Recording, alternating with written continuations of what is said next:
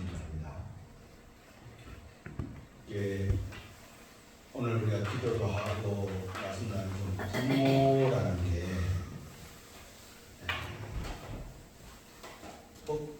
우리 교회도 제사장, 성전의 제사장, 부모는 가정의 제사장, 엄마 아빠, 어머니 아버지 부모라는 그 고유명사를 왜 고유명사로 했을까라는 생각을 해봤어요. 이번 주간에 이것 저것 this that 이렇게 부르지 않고 어머니, mother, father, 부모 이거 뭐지? 뭐 몰라도 돼요. 왜 그랬을까라는 걸 생각해보면 이것은 위치 때문에 그래요. 역할 때문에 그래요. 그러니까 아버지, 엄마, 부모 또는 자녀라고 하는 것은 위치고 역할인데 그 위치와 역할을 감당하지 못하면 고유명사는 사라져요. 이게 가정에서도 그렇고 교회에서도 그래요. 목사, 장로, 집사 위치와 역할이거든요. 이것은 상대적 개념이에요. 그래서 그 역할을 잘한다, 그 위치에 잘 서 있다, 상대적이에요. 왜 상대적이냐면 이만큼 할 수도 있어요. 안 해요. 그러니까 잘했다, 위치에 잘 서 있다, 역할을 잘한다는 것은 지극히 주관적인 판단이에요. 그것을 판단하시는 분은 누구냐? 우리가 신앙적으로 누굽니까? 하나님. 아버지의 역할을 판단하는 또 하나님이요, 또 자녀가 될 수도 있겠죠. 아버지의 역할도 우리 아버지니까 내가 판단하는 거예요. 다른 사람의 아버지가 뭐 내 아버지 될 수 있나요? 그런 말씀을 잘 기억하고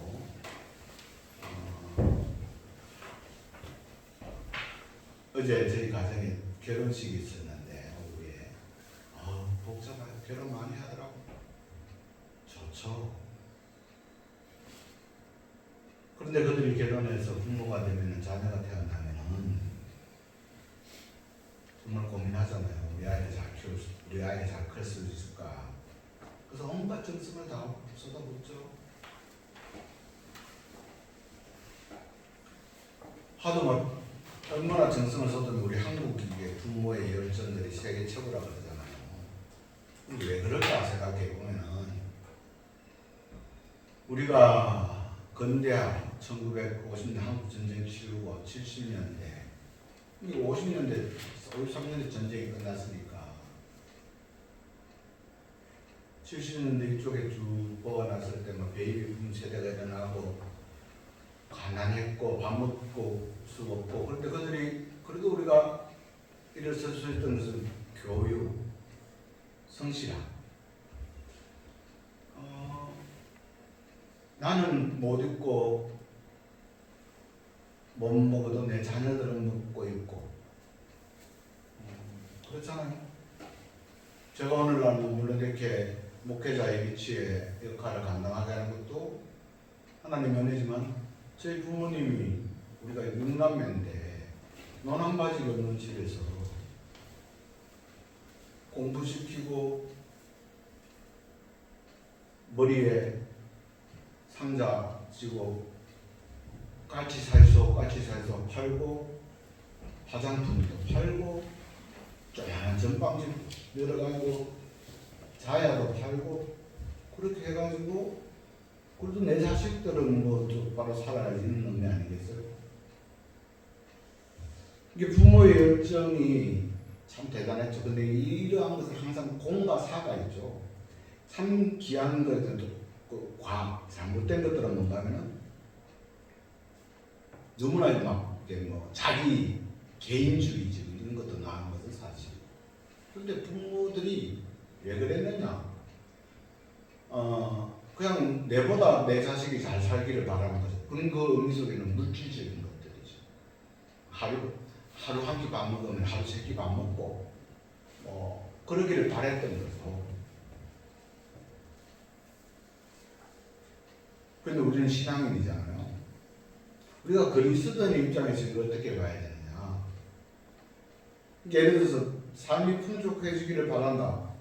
내 자녀가 그런다는 것은 적기도 개인적인 인간적인 감정 아니겠어요? 누가 그렇지 않겠는 사람 누가 있겠어요?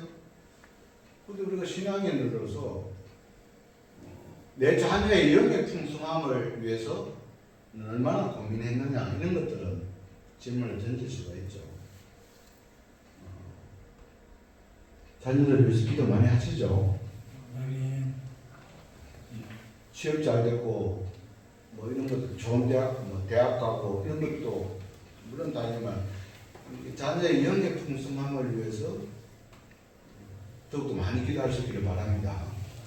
하나님의 지혜가 충만한 육의 길도 저는 열린다라는 것을 믿음으로 고백하고 살아가고 있지 않습니까 우리가? 이 신앙을 가르치고 신앙의 유산을 만드는 것 이게 어떤 면에서는 세상적인 것보다 이 믿음의 영역에 대해서 우리가 더 열심히 있어야 되지 않겠어요?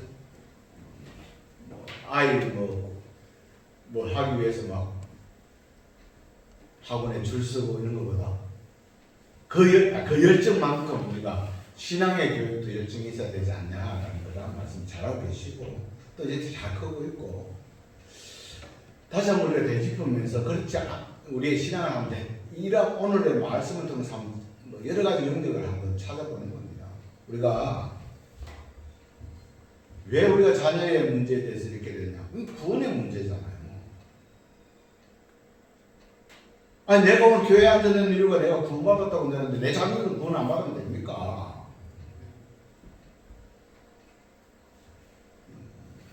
영적 강건함의 문제잖아요. 그런 말씀입니다. 자식은 하나님께서 주신 기업이라는 시편 말씀. 하나님께서 우리의 자녀를 기업으로 삼으셨다는 거잖아요. 이게 이 말씀을 잘 이해하세요. 하나님께서 자식은 하나님께서 주신 기업이라는 말은 내 자식을 내 새끼를 하나님께서 기업으로 삼으셨다는 것은 믿음의 대가 이어져야만이 기업이 된다는 책임과 의무를 말하는 거예요. 그저 그렇게 되지 않아요. 수리수리 마수리로 되지 않아요. 본도 보여야 되고 교훈과 훈계로 하나님의 말씀으로 가르쳐야죠. 본이 보여야죠. 귀한 것 오면 감사하고 하나님께 바치는 모습들도 보이고요.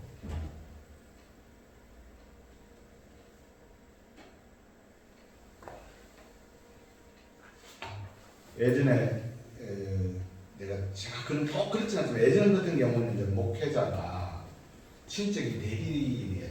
그렇게 생각을 했잖아요. 초대교회, 우리 한국 교회도 보면.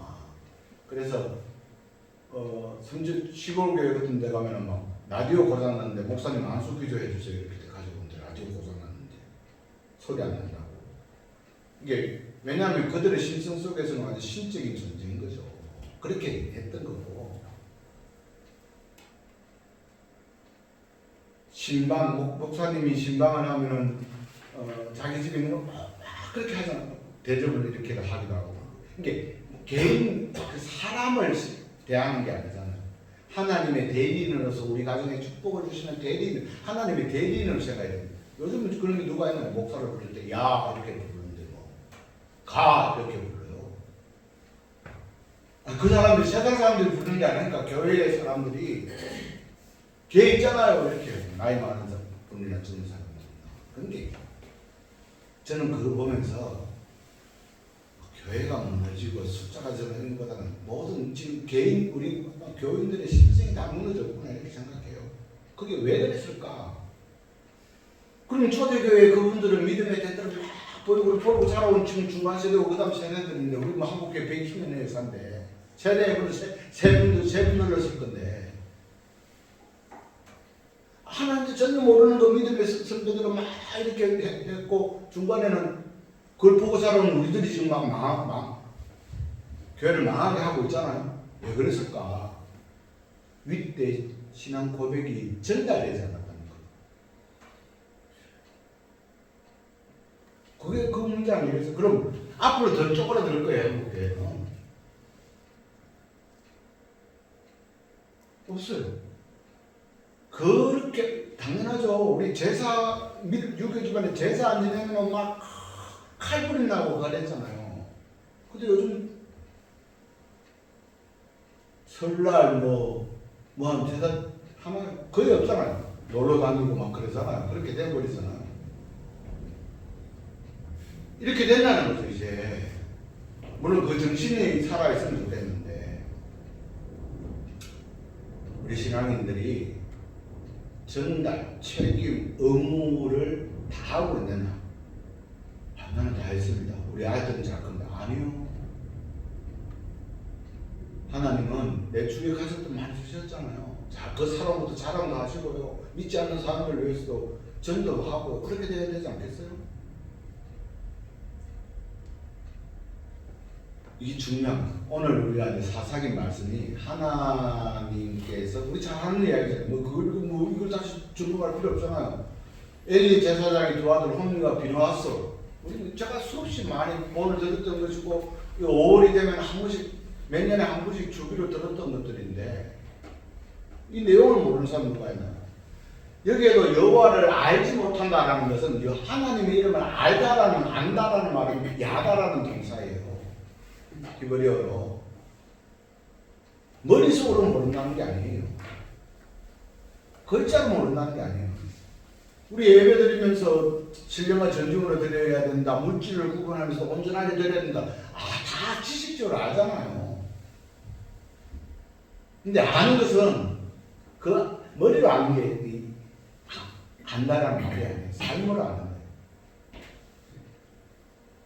제가 이제 조카에게 이렇게 절답이라고 저는 하지 않았지만 마련하면서 아침에 글을 썼어요. 글이 잘 떠오르잖아요. 근데 내가 그래서 A가 참 잘 살아왔고 하는데 부부로서 사랑, 배려, 함께라는 것은 단어가 아니라 삶으로 표현하는 거다. 이렇게 제가 보냈어요.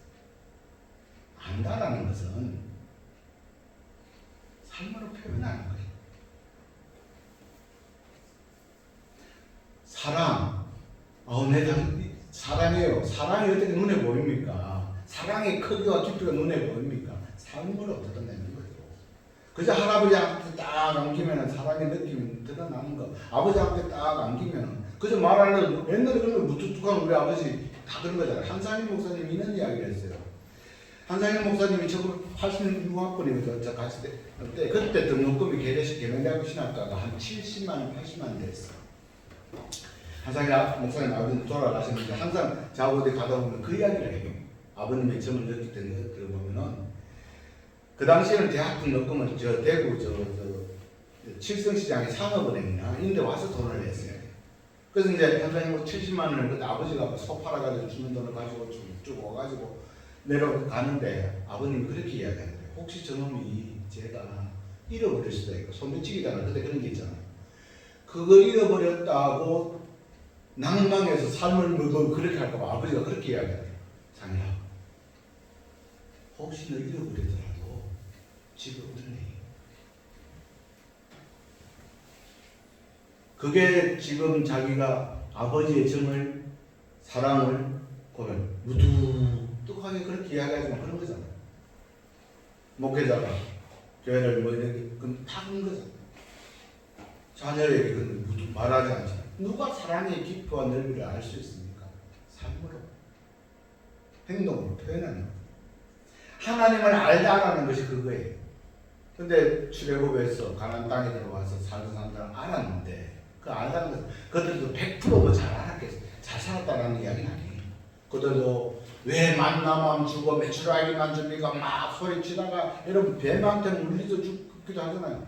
그래서 뱀한테 물려가 여호와 이렇게 저 라파 안으면서 거기 뱀한테 물려 죽은 그 적십자의 표지가 그 독사 뱀이잖아요. 그들도 뭐 하갈 때는 또는 막 금송 하나님이 눈에 안 보이니까 금송아지 만들다가 모세가 막 화도 내고 그런 분들이 출애굽기에 수없이 나오잖아요. 그런데 그들은 여호와를 안다라는 것은 삶이 있었어요. 그래도 아멘. 삶이 있었다고. 예배도 드리고 구분도 하고. 근데 여호와를 알지 못한다는 것은 뭐요? 머리도 모르지만은 삶이 없다는 거예요. 여호와를 알지 못하던 시대.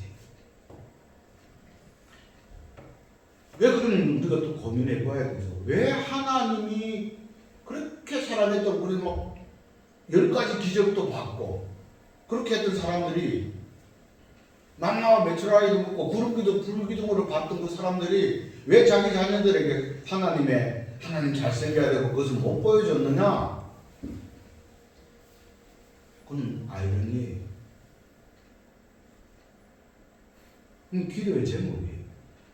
그거는 우리가 해답으로 가져야 되지 성경에서 말해주지 않아요. 성경은 하나님의 말씀들이라 하나님의 강한 내용이고 나의 결단을 고백하는 책이에요. 그럼 오늘 우리는 고민해봐야 되죠. 나는 우리 가정은 우리 교회는 이렇게 물었어. 홈리와 비누아스 여호와의 제사를 멸시하였다. 아버지가 제사장이에요. 오늘날 교회 목사예요. 아버지가 제사를 지내요. 그럼 두 아들이 참여한단 말입니다. 예배 드리는 것도 보고 다 했는데 그 예배를 멸시했대요. 멸시. 그러면 한번 생각해 보세요. 여러분 오늘 예배 드리면서 예배를 멸시합니까? 그럼 멸시했다는 말이 뭐겠어요? 저는 진정한 예배가 아니었다는 거예요. 신령과 진정으로 마음과 뜻과 정성을 다해서 예배드리라고 하잖아요. 오늘 여기가 11시만 안 되는 게 아니고 오늘 주실 은혜와 오늘 주실 회개와 오늘 주실 말씀을 사모했느냐 절시했느냐 이런 의미 알겠어요? 예배 승리하시길 바랍니다. 그저 멍하니 있으면 하나님도 우리에게 멍하니 대해주십니다. 우리가 구체적으로 하나님 앞에 기도하고 구체적으로 예배드리면 하나님도 구체적으로 길을 가르쳐 주십니다. 늘 말씀드립니다.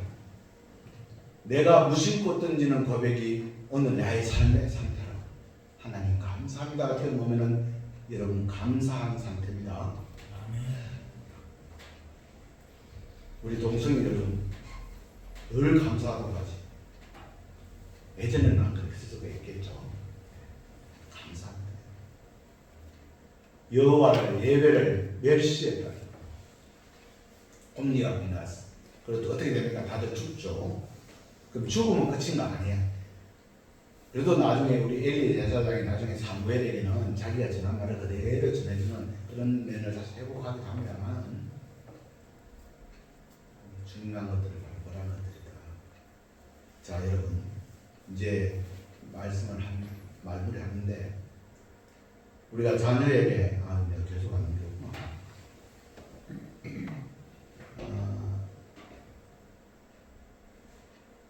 신앙을 남겨주느냐 무엇을 물려주느냐 이렇게 한번 생각해 보시길 바랍니다.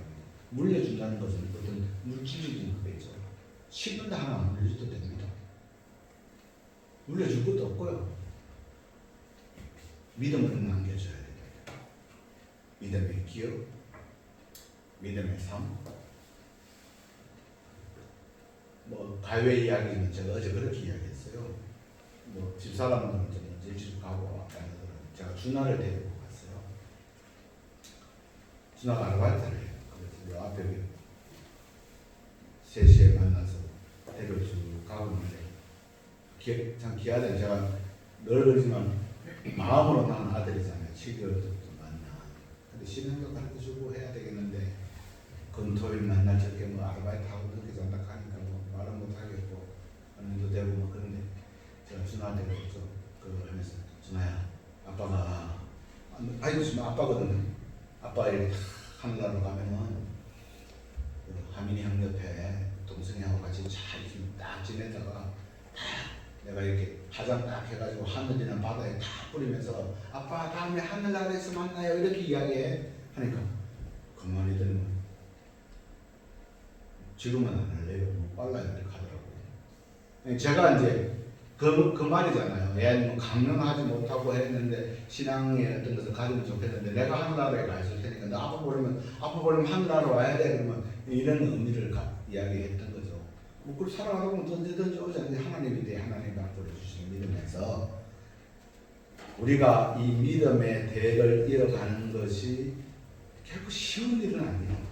그래서 자녀들 교회 데리고 오고 예배 드린다고 되는 것들은 아니다. 정말 내 삶이어야 된다. 목숨을 걸어야 될 거룩한 기도의 제목이다. 기도합니다. 하나님 믿음의 대를 풍성히 이어갈 수 있도록 축복하여 주옵소서. 예수님 이름으로 기도드립니다.